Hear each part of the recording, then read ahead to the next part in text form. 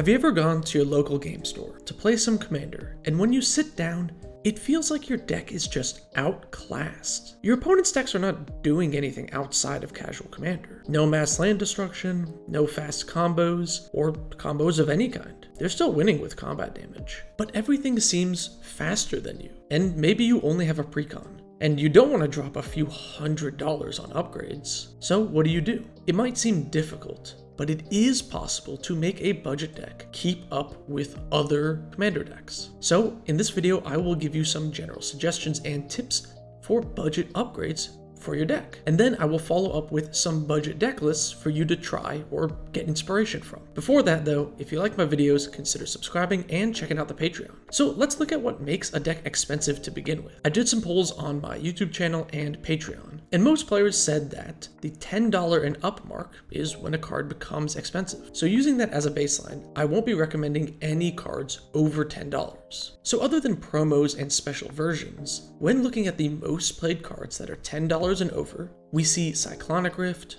Rhystic Study, Demonic Tutor, Smothering Tithe, Mana Crypt, and a bunch of fetch lands. These are the most played expensive cards according to EDH Rec, and it all makes sense. None of these cards are synergistic with your deck, other than maybe Smothering Tithe, but most people aren't playing Tithe for the treasure synergies. It's good by itself. And so are all of these. They are generically powerful, meaning they don't require you to have any deck building restriction to make the cards work. And even cards that require some synergy, like the Great Henge or Displacer Kitten, can still fit into most decks. The Henge only requires you to have creatures in green, and the Kitten wants you to have non-creatures in blue. Cards that require minimal effort to make function end up being powerful in a large amount of decks. So demand is high, and then so is the price. But this shouldn't be a surprise, right? It's supply and demand. Every deck wants to ramp and draw cards. So cards that ramp and draw easily will be in high demand. Also, cards that have really low supply tend to be very expensive, like anything old and reserve list. But honestly, most of these are not commonly used, and you don't need OG dual lands to make your deck function. Now let's look at what makes a card cheap, even if it's in high demand. Looking at the most played cards in Commander according to EDH Rec, we can see a lot of ramp and spot removal. These are all old cards which have been reprinted a ton and can be acquired easily. So my first tip is to get the good cheap cards. Speeding up your ramp is a great way to make your deck faster. Arcane Signet, Felwar Stone, the other signets, and talismans, and if you're in monocolor, Mind Stone, are all cheap 2-mana rocks, and this is an excellent way to speed up your curve. I find 8 to 10 ramp spells is optimal for most decks, and lower mana cost ramp is almost always better. There are reasons to play some higher cost ramp spells if you have other synergies, but honestly, just having a critical mass of ramp so you can hit 1 or 2 in the early game is really important. Most casual decks need to hit that 6 mana mark to really start cooking, so getting there 1 turn earlier can make a huge difference. The other thing is to add more removal. It's really expensive to buy a Great Henge to keep up with your opponents, but it's a lot cheaper to just buy a Crozan Grip and remove their Henge. There are tons of great spot removal spells which are very affordable. I find almost all players, especially new players, don't include enough removal in their decks. Go through your deck right now and check. Can you remove an enchantment? What about an artifact? What if that permanent is indestructible? Personally, I like to have outs to everything somewhere in my deck. And I know in monocolor lists, this can be a little tricky. Maybe you'll only have 1 or 2 options, but having the ability to deal with any permanent type is a big step. It doesn't mean you're always going to draw it when you need it, but it means you can, and sometimes you will. I meet a lot of players who just have no non-creature removal and fold to a single artifact. Now these are some cheap and quick fixes. Getting better ramp will mean you get your cards down sooner, and instead of trying to keep up by buying expensive cards, just remove their expensive ones. But this isn't everything. Since you're not going to win by just jamming more spot removal, you're going to need card draw. But many of the best draw spells are expensive, so how will we draw cards as well? This is where we need to dig deep. Card draw is arguably the most important thing in any Commander deck, because without cards in hand, you can't do much. And in all likelihood, you don't want enough card draw. Cards that represent repeatable draw, but require a bit of synergy can often be very cheap, especially if they have multiple reprints. And repeatable is the key word here. One Solemn Simulacrum or Ponder doesn't really count. And even cards that go positive in card advantage like Knight's Whisper or Quick Study are fine, but you're going to want to draw more than one extra card. I'm talking Grim Horospex, Garruk's Uprising, Welcoming Vampire, Visions of Phyrexia, Mind's Eye. All of these have the ability to draw you a massive amount of cards over the course of the game, some more easily than others, but card advantage engines which represent repeatable value will help your deck keep up. And the more niche and specific the card is, the less money you'll need to get it. It doesn't even have to be that specific though. Smothering Abomination, for example, draws cards whenever you sacrifice a creature. Notice that it does not specify once per turn, nor does it say non-token. So if you have sacrifice fodder, this can draw a ton of cards. And since it forces you to sack something, even without a sacrifice outlet, as long as you have fodder, this will draw you cards. But since it only goes in decks that have sack outlets and sack fodder, it's still less than $1, even with only one printing. The Gaffer is another great example. It has the potential to draw 4 cards a turn cycle in mono white, which is pretty unique. But you need to gain life at instant speed to do that. So it really only goes in decks that want to gain life in multiple instances, not life gain decks that just want life gain in one big chunk. This is why even though it's a rare from Lord of the Rings, which might not get a reprint for a long time, it's still less than $2. So I encourage you to dig deep and find the card draw engines that work in your build. There are tons of good ones out there if you look deep enough. Okay, so you drew more removal and ramped into the card draw and removal faster. That's great, your deck is probably better. But how about the exciting part? Actually winning the game. Many powerful win cons that are easy to pull off end up being pretty expensive. Craterhoof and Moonshaker Cavalry are really easy includes in any deck that just has creatures. If you have like 5 creatures in play, either of these could easily knock out a player or more in the late game. So any deck in the colors with creatures can use this as a win con. But just like card draw, finding niche specific win cons can be a great budget alternative. Here are some of my favorites. Cyberdrive Awakener will allow you to turn a bunch of random treasures, food, or non-creature artifacts into flying 4/4s, and late game that's a pretty close Moonshaker Cavalry. Though it does not require specific synergy, Mob Rule can do a pretty good impression of Insurrection, although Insurrection itself is only $5. Honestly, Insurrection has won me so many games recently, it's insane in mid-power games. Both of these can let you turn a clogged board into an easy win. The infamously ban-worthy Mirkwood Bats is a really powerful finisher, able to deal 2 damage per token. You can use this in decks that make creature tokens and sacrifices them, or a treasure deck, because treasures are tokens you sacrifice. It's pretty versatile and only $1. Sigil of the Empty Throne is a great payoff for enchantment decks. Tacking on a big flying beater to every cheap aura you cast can be an easy way to let your Voltron deck pivot into regular combat damage late game if your commander got blown up a couple times. Felidar Retreat is another powerful finisher in mono white. Early game it can make you extra blockers and save you a bit of life here and there, but late game it can anthem your whole team and help you swing in for lethal. And don't be fooled, you really don't need to be a landfall deck for this to be good. Going wide and getting 1 or 2 counters is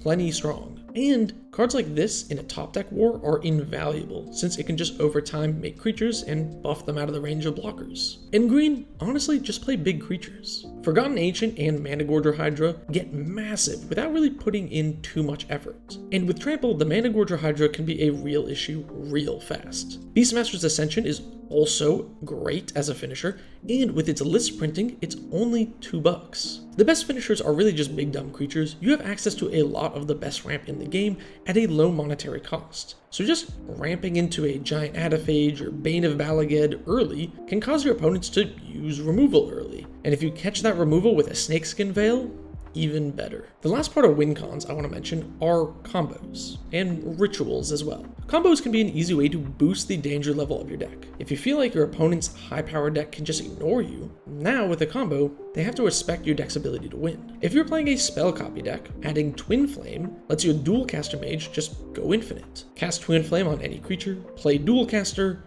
copies Twin Flame, makes a new dual caster, rinse and repeat until you have infinite 2/2s with haste. This combo can be stopped with creature removal to fizzle the Twin Flame, but it is pretty efficient overall. If you're in an elf deck and play cards like Elvish Archdruid, a Staff of Domination can let you get infinite mana as long as the druid taps for at least 5. Then you can use the staff's abilities as much as you want and gain all the life, draw all the cards. Maybe you're in a Blink deck with cards like Ghostly Flicker. Then Narmeha can combo with Ghostly Flicker to give you infinite mana and infinite ETB effects. Add in any other creature whose effect you want to blink for value, and you get that effect infinitely. There are so many 2 or 3 card cheap combos that you can add to your deck. Devoted Druid and Swift Reconfiguration, Blazing Sunsteel and Brash Taunter, Hellkite Charger and Grand Warlord Rada, Approach of the Second Sun and Reprieve.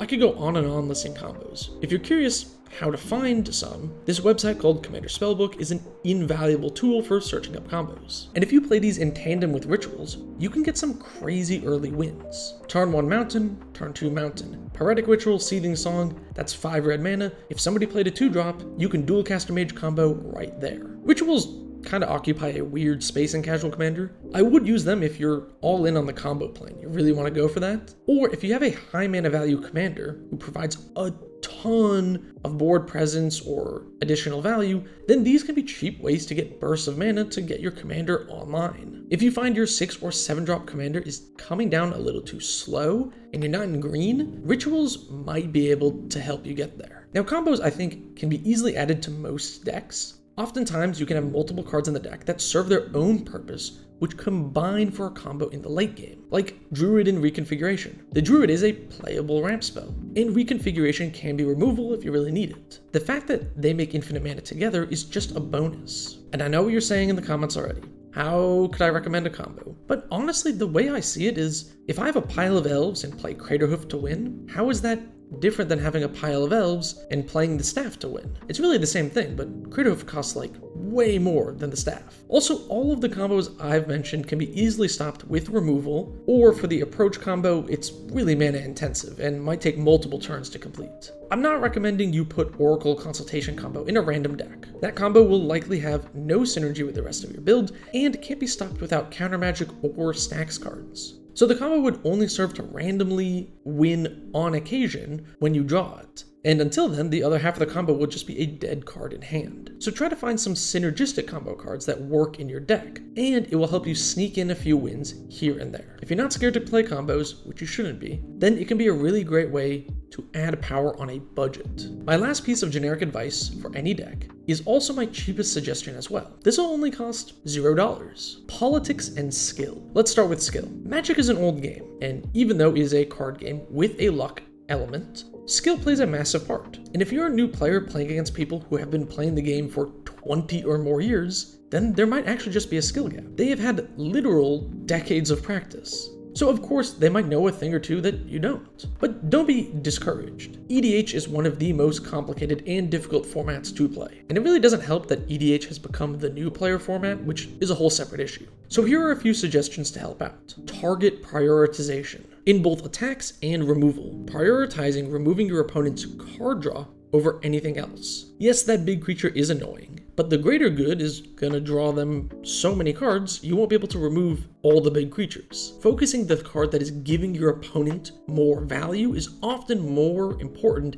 than focusing the card that does damage. Also, when attacking, don't attack randomly. Focus the player whose deck is strongest in the late game. And if you don't know who that is, just ask the table, or attack the player with the most green and blue in their deck. Lastly, don't overcommit. Players often don't think about what their opponents could be playing. If someone could have cast their commander and gotten value, but instead cast some other non-creature spell, they might be telegraphing a board wipe in hand. If someone has mana open and cards in hand and is watching your board intensely, they might have some removal. Try to attack them first and see if you can bait it out before playing your more important card. Main phase 2 is honestly underutilized by commander players, which could be its own video. And there are tons of other gameplay tips and tricks that you will learn over time. But there's more than just getting good at playing the game. Politics is another powerful free tool you can use. You can use this to redirect attacks, redirect spells, gain virtual card advantage, and sometimes win games. Simply talk to the other players. Say, hey, so-and-so's deck looks like they're about to combo. They have 2 pieces in play. Maybe we should hold up removal. Some players who might have not known that a combo was coming will now be ready for it and hold up interaction. Politics can also save you a ton of damage. As an example, I played a game recently against a Zangief deck, and I was about to be attacked. Then I told the Zangief player, look at the Simic guy over there. They just played a Tatiova and another ramp spell. If you let them go unchecked and untap with that, we're probably gonna lose. And the Zangief player agreed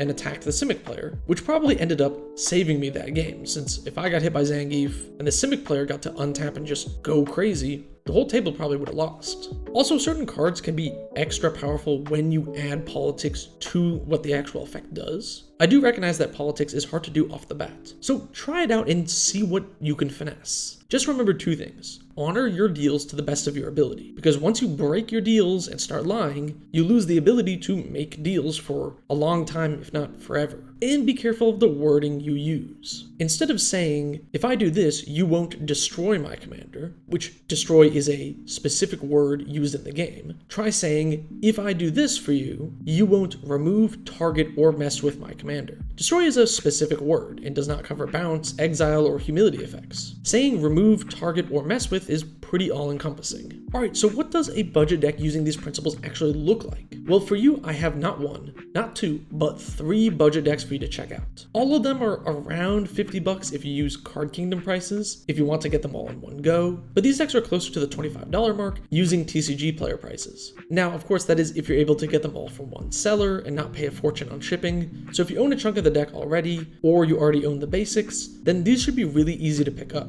The first deck is my La Shield deck. This commander is tremendously underrated. Drawing a card when any artifact creature enters play is so good, and it doesn't say non-token. The once per turn bit is, restricting in some regard, but there are lots of ways around it. And the first ability allows you to just attack without any fear of creatures dying in combat. This is really just an artifact beatdown deck at its heart. Early game, cast your commander, and then some value artifact creatures like Circuit Mender or Combat Thresher. These will let you draw extra cards and basically load up on cards in hand. When you cast your first big threat, like a Battle Sphere, maybe that forces a board wipe from your opponents, but luckily your hand is full. Recast your commander, play a threat, draw a card, play a threat, draw a card. Also, this deck is great at dodging spot removal with cards like Flicker of Fate or Scroll Shift. These let you dodge removal, but also double as card draw, since if you blink one of your artifact creatures, it will trigger your commander to draw you another card. So if you Scroll Shift a Sky Scanner, you're going to draw 3 cards. Your big finishers are cards like Thousand Moon Smithy, because that land will get you a ton of huge beaters, or Dig Site Engineer. For budget upgrades, I would just improve the win cons with some better threats. Alright, how about a non-artifact deck? Blex is a neat card I talked about in my MDFC video, and this deck is basically what I mentioned in that video, built around the sorcery half of the card. Search for Blex lets you dig 5 cards deep and draw as many as you want. So if you want, you could just mill 5 cards, or mill 3 and draw 2 but take 6 damage. Or any combination, right? Casting this on turn 3 off of a 2-mana ramp spell is so good for setting up your hand.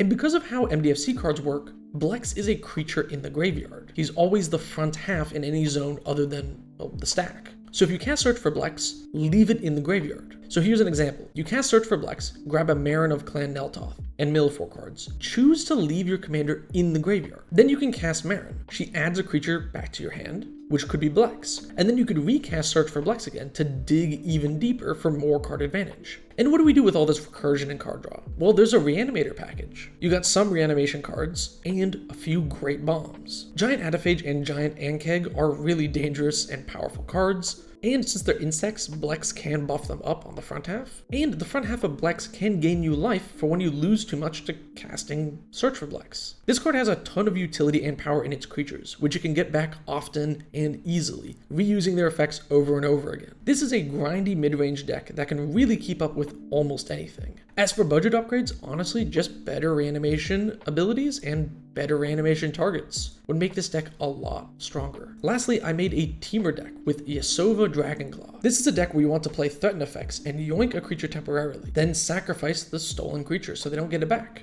And there are some really strong sack outlets in these colors. Shivan Harvest lets you destroy utility lands. Evolutionary Leap lets you draw a creature. One thing to notice is that there are no 1-mana ramp spells in the deck. You might be wondering why I'm not adding Mana Dorks for a 3-mana commander. And the reason is you don't need to play Yasova early game, since your opponents won't have anything to steal. Early game, you actually just want to ramp into your sack outlets and other value cards. Then once threats start coming down, you can cast your commander and yoink them. This deck has a lot of other silly theft and sack adjacent cards. Like Jinxed Doll is a pretty funny way to sacrifice a creature, or Domineering Will can be really great to steal creatures, block with them, and then sack them for value. Also, cards like Role Reversal and Ghostly Flicker allow you to steal the cards permanently. As for upgrades to this deck, honestly the mana base is probably the first thing to upgrade.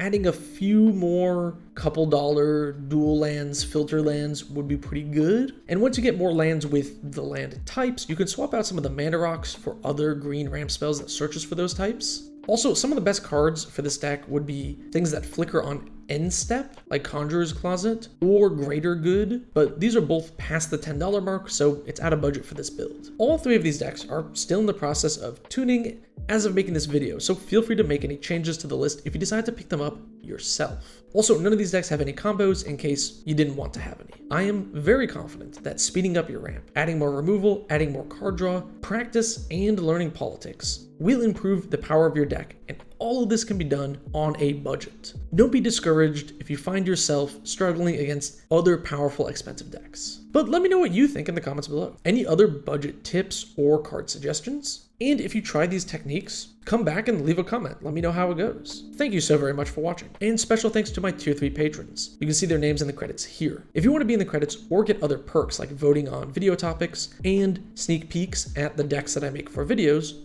check out the Patreon. Link is in the description.